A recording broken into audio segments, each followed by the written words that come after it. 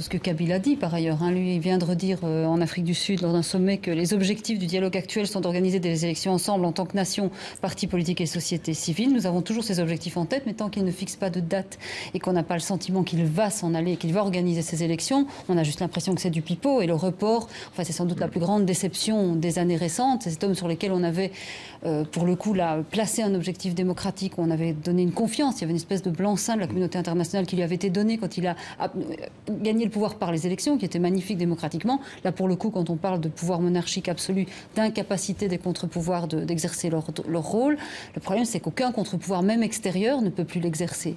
Et qu'à l'heure actuelle, l'enrôlement des électeurs est stoppé dans le Kasaï. C'est-à-dire qu'il y a aussi, vu de loin, on ne mesure pas la magnitude, l'immensité du pays. Le fait qu'il y a 3 fuseaux horaires, c'est le seul pays d'Afrique où il y a 3 fuseaux horaires.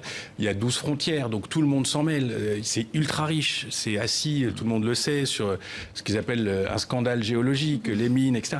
Donc il y a tous les facteurs d'un conflit permanent, plus les questions ethniques, les questions de rivalité, etc. Mais le fond du problème, il faut finir par le dire, c'est un problème de gouvernance à un moment. On peut avoir une situation extrêmement difficile, on peut avoir des contraintes humaines et géographiques très complexes, mais s'il n'y a pas le minimum de gouvernance, et puis les États européens, américains, etc., tous les autres, ils ont joué des cartes tout à fait différentes à plusieurs endroits. Ce qui les inquiétait, c'était l'explosion générale. Donc on a fait confiance à Kabila et à ses amis. Mais la réalité, c'est qu'aujourd'hui, ça ne fonctionne pas et que ces gens veulent absolument s'accrocher, il faut le dire. C'est une tentative de s'accrocher. Et tant qu'on n'organisera pas des élections relativement transparentes, sous contrôle le plus large possible de la communauté internationale, toutes ces crises vont se multiplier. Il y a une grande frustration, pardon, des